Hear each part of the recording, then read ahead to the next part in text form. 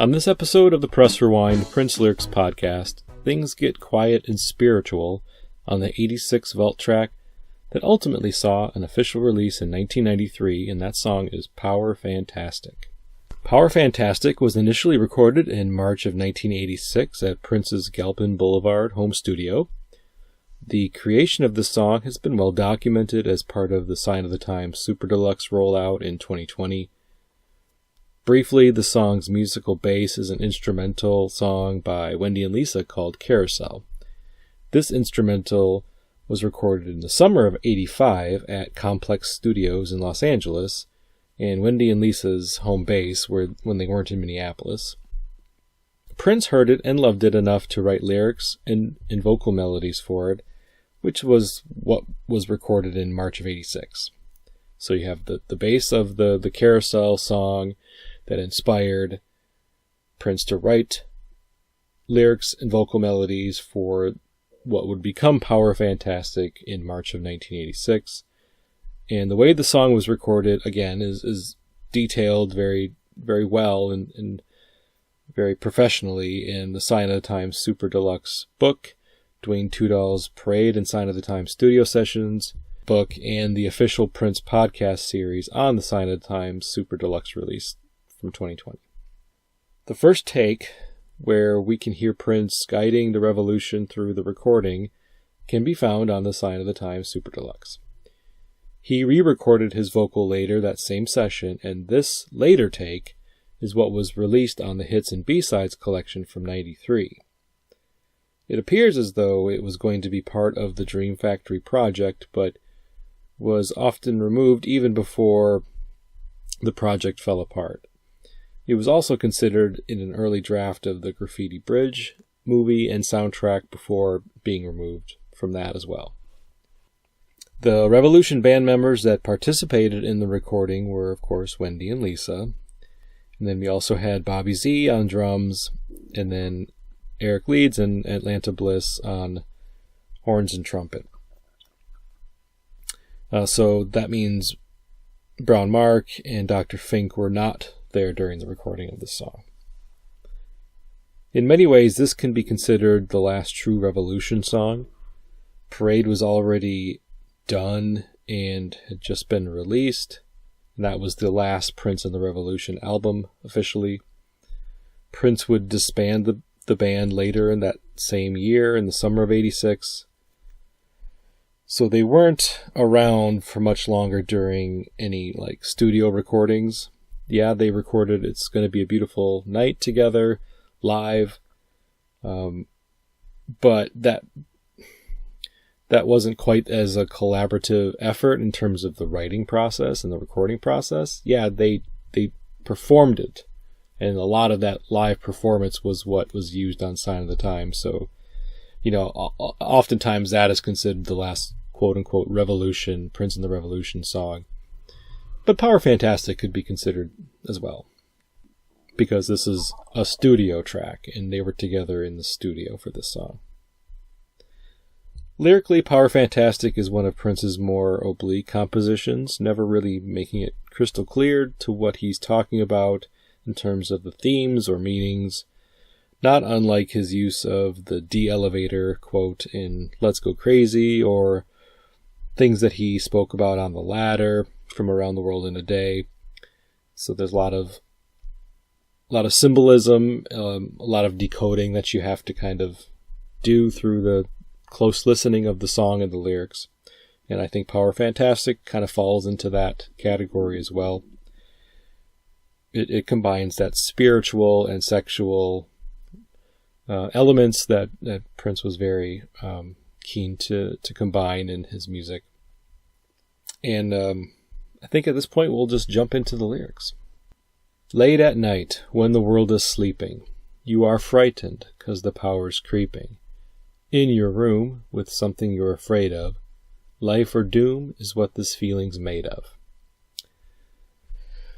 Late at night, when the world's sleeping, that line seems to set the stage, providing a backdrop for the lyrics and gives us an instant mood. Dark, quiet, peaceful, introspective. A time of day when people are either sleeping, partying, dreaming, fucking, reflecting. These are all things people do at night, oftentimes, so you kind of already are put in a place, a mental place, based off of some physical descriptions.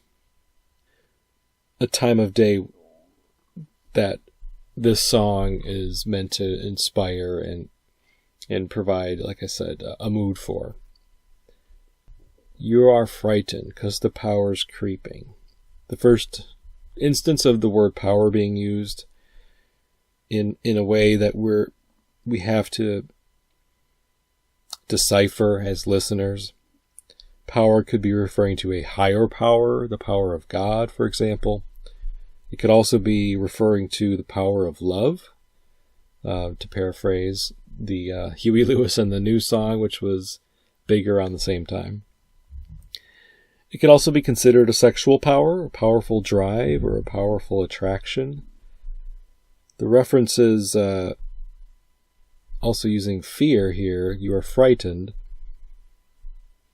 can be associated with the creeping power of these various elements. You know, like I said, whether it's God or sex or love. Fear because of maybe how this power is making the person feel. That is certainly an aspect of this power that could be considered frightening. It can be frightening or scary to consider yourself out of control to these greater powers, no matter how you personally interpret the song, of course, and whether it's God, love, sex. All of these themes and callings bring with them a power that can be frightening or overwhelming if, they're strong enough, I suppose. He says life or doom later in the verse.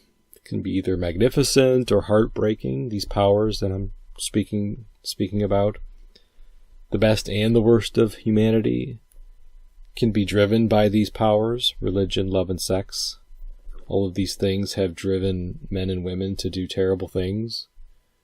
So life or doom. It can be both. And it says that is what this feeling's made of. So depending on how far you take it, can determine whether or not it's a life-giving power or a power that can destroy. The chorus is, power fantastic is in your life at last. You're a little apprehensive, 'cause what it is what you want and need. So here he says the title of the song, Power Fantastic. Fantastic, the word used here, is often considered a positive, so it's something like extraordinarily good, but it can also simply mean extraordinary in other ways. Fantastic feeling of power. Someone overwhelmed by that power, it absorbs it into themselves. I've often considered the title of the song as describing the feeling one has after they've had a life-changing experience. For example, powerful, emboldened, empowered. Those are words that can be kind of used as synonyms in some ways. Whether or not you're achieving a powerful orgasm or a powerful encounter with a stranger or a close friend. A powerful sermon at church that you've received and feel emboldened by that or empowered by that. A powerful engagement with your significant other or lover. Whether that is, of course, sexual in nature or just a really strong connection brought on by something else, some other connection or some other element of your lives that you share. It's in your life at last. So finally, something this person's likely been seeking and they've now found it, or more accurately, it found them. That's how I take that line.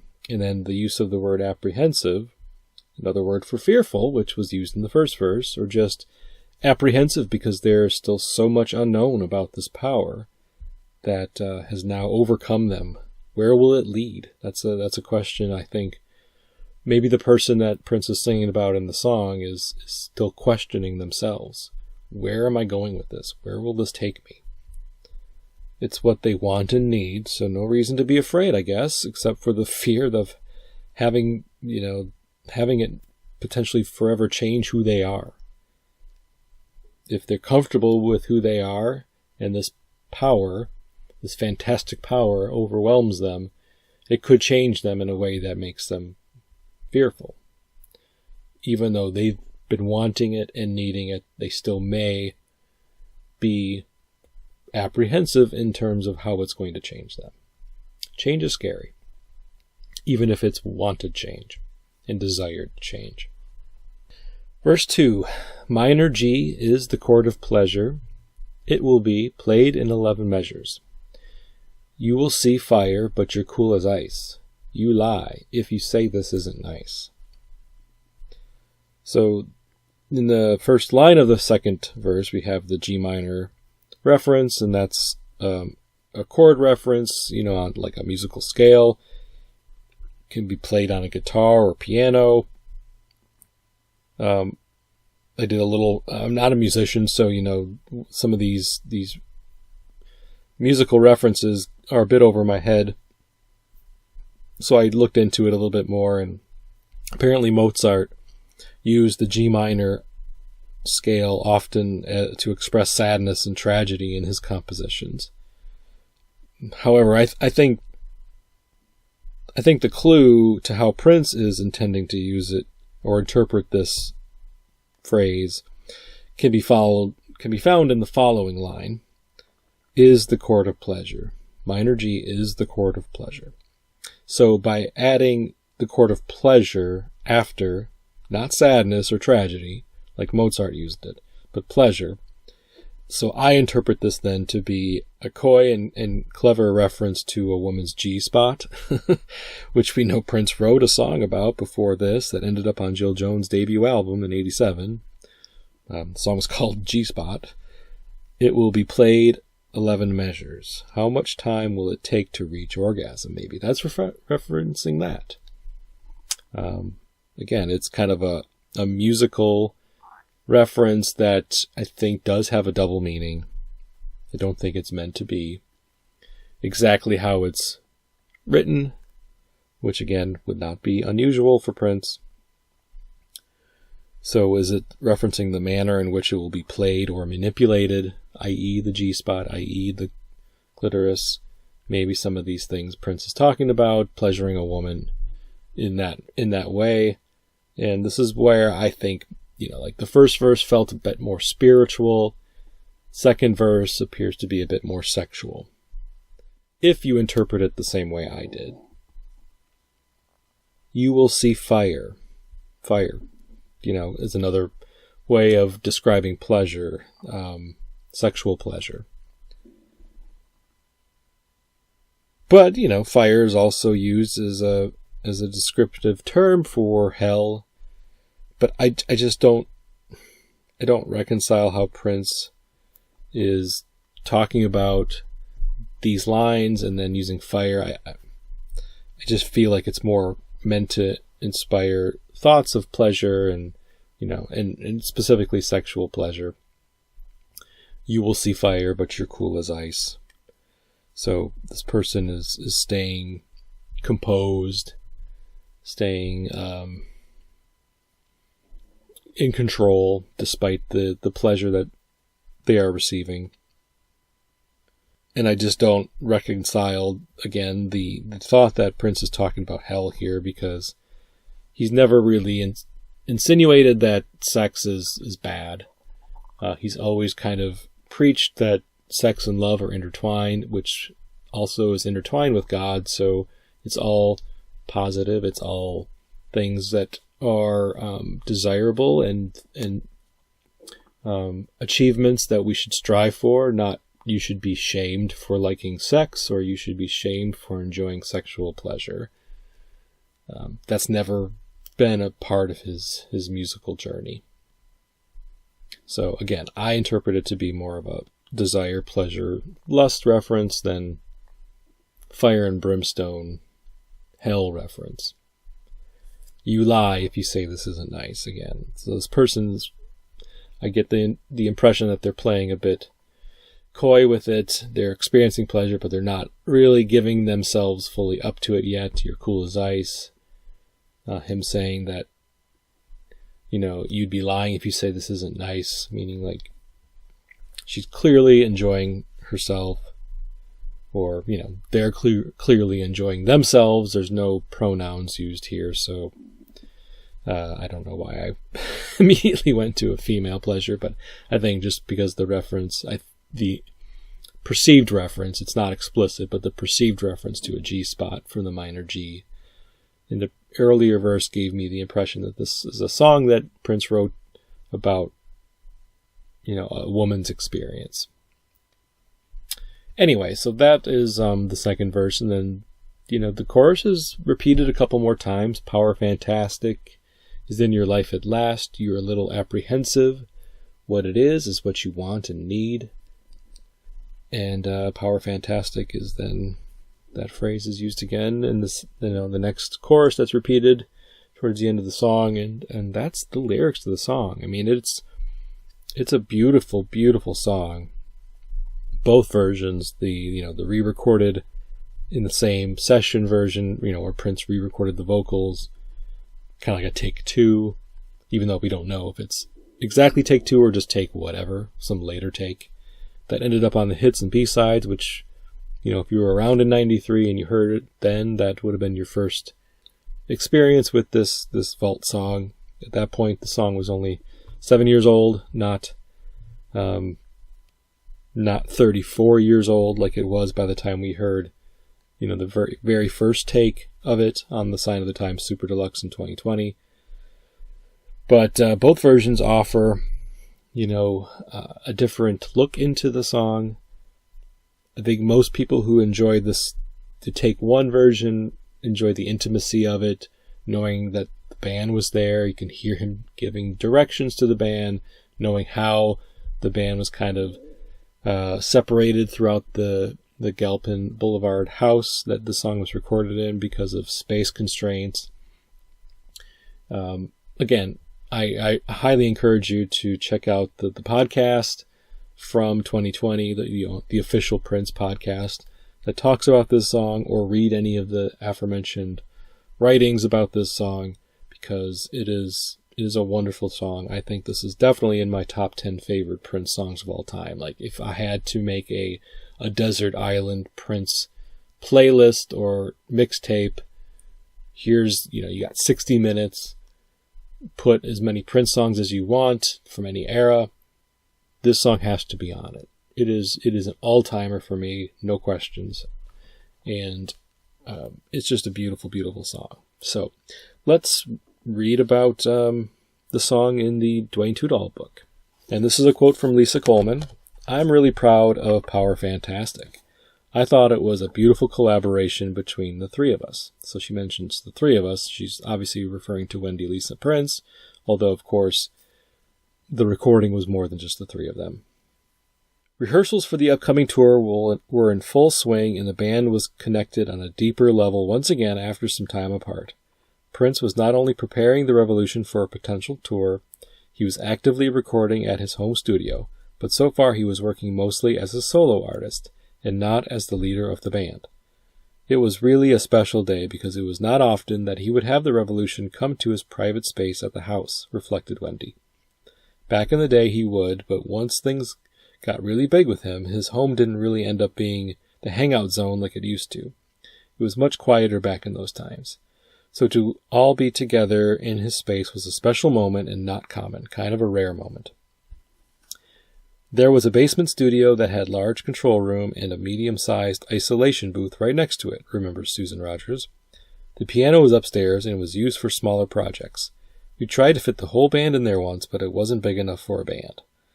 The composition that Prince wanted to record with the band at his new home studio was Power Fantastic, which was based on the instrumental recorded by Lisa and Wendy called Carousel.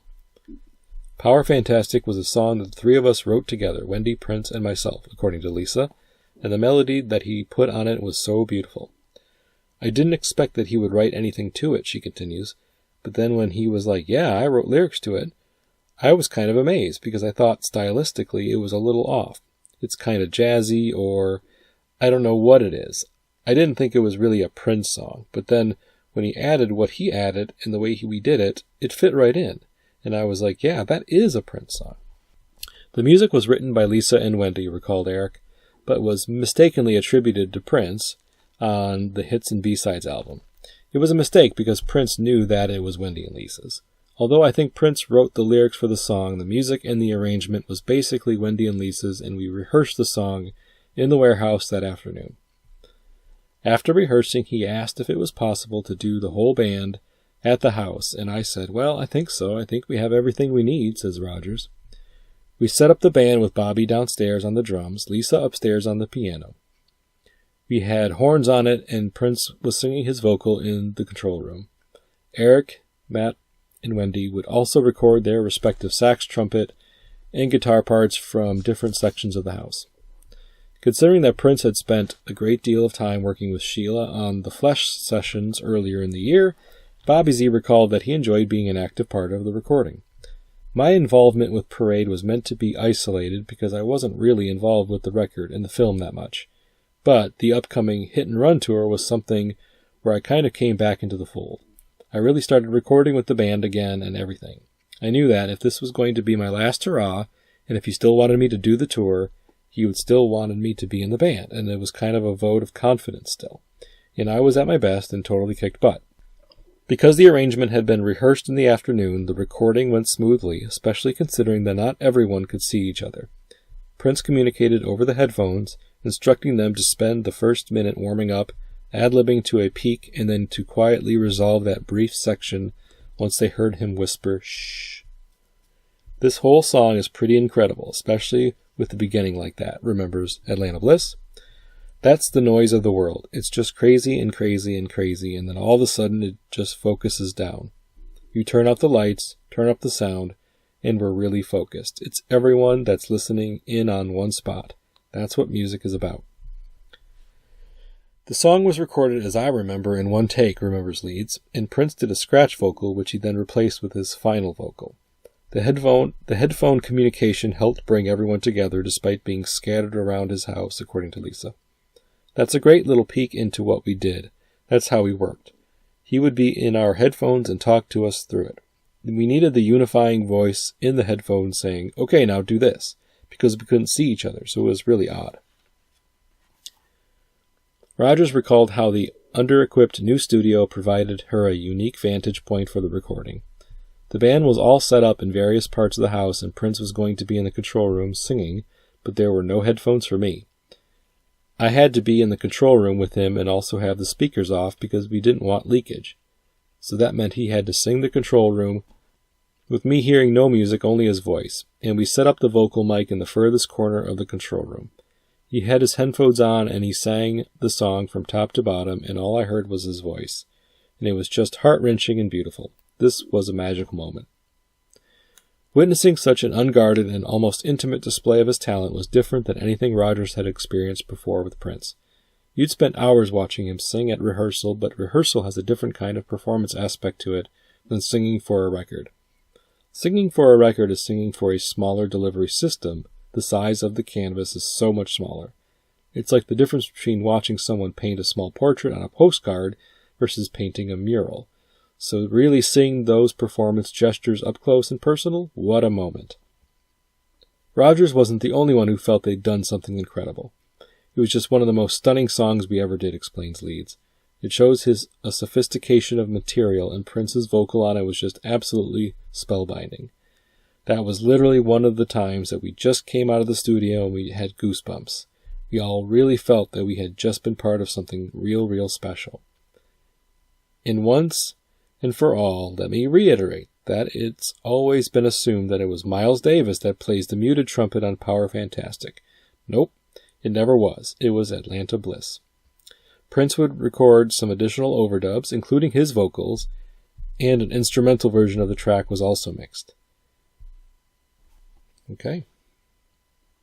Status. Despite the feeling of accomplishment and growth within the group, Prince decided to put the recording of the instrumental warm-up and Power Fantastic on the shelf until 1993, when a version without the intro was released on Prince's Hits and the B-Sides 3 CD set.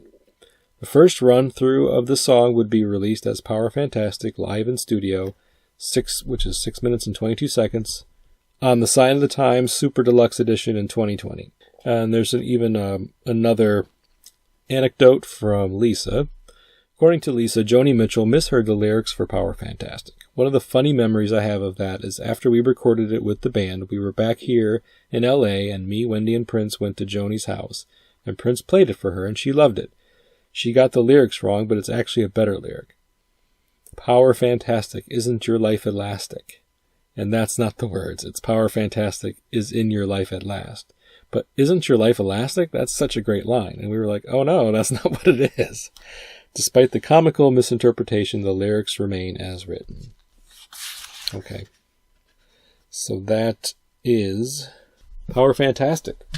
Again, one of my all-time favorite Prince songs. Desert Island song, no questions. Always will be one of my favorites from the time I first heard it in 1993 to the revelation that was the 2020 live in studio version. I can't get enough of this song. Lyrically, it's beautiful. Musically, it's beautiful. Everybody comes together. I'm a Revolution guy, you know.